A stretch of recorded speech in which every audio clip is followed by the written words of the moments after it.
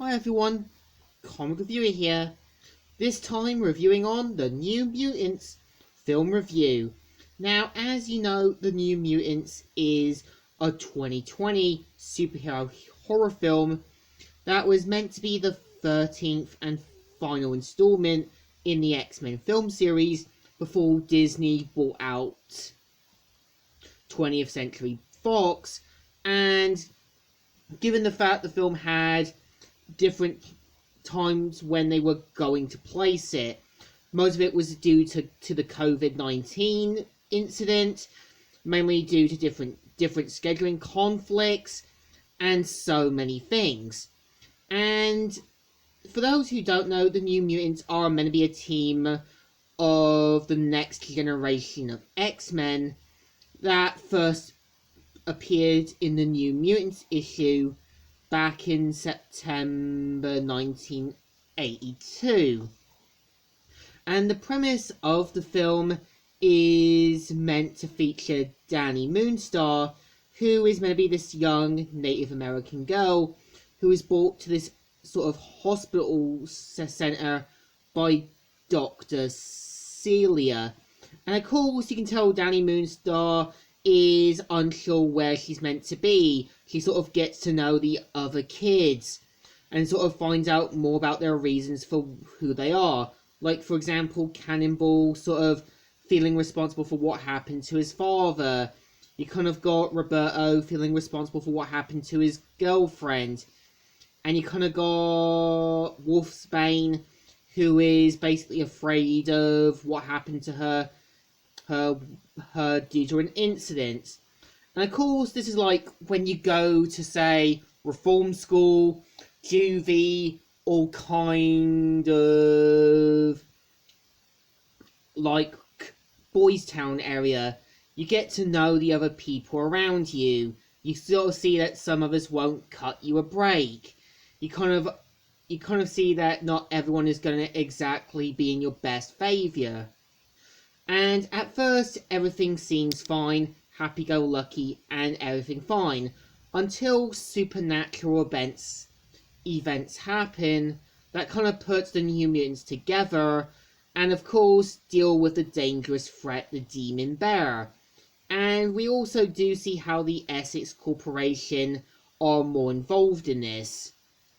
Now, I would say the film, says it's meant to be a superhero horror film, but really it's not. It's basically a supernatural story, and really doesn't feel anything interesting. Again, there's a lot they could have done without the horror stuff, and I know in the sort of planned version there was meant to feature Mr. Sinister, which of course never happened. And I think it's a shame because there's a lot they can do with Mr. Sinister. But it seems like the writers just had to go with what they had because of so many cuts and them wanting to make the film more scary. I also know they could have used the Demon Bear as an old friend of Danny Moonstar who died from diabetes, as there was a comic book story that had that story, and there was a lot of potential to make it a good story, which they could have had it that a friend felt angry and sad that Danny didn't see him, and became the Demon Bear to sort of feel like a rift between them, but it doesn't really work. And when you kind of got Danny's relationship with Rachel, they try and be a little too woke.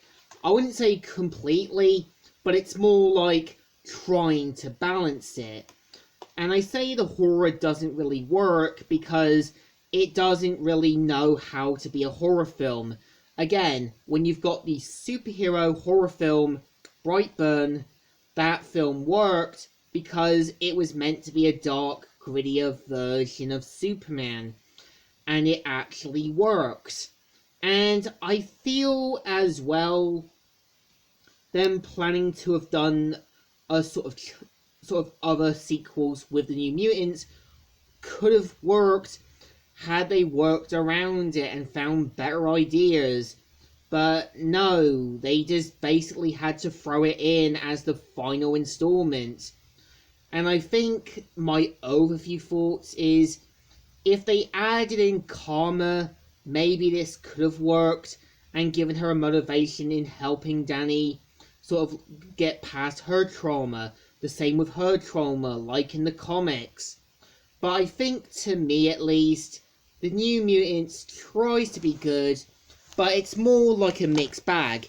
It isn't really horror, but it's more like a side mixed bag. So I think the film deserves 2 thumbs in the middles. It's alright, not good, but really isn't a horror film. So, Comic Reviewer here, signing out.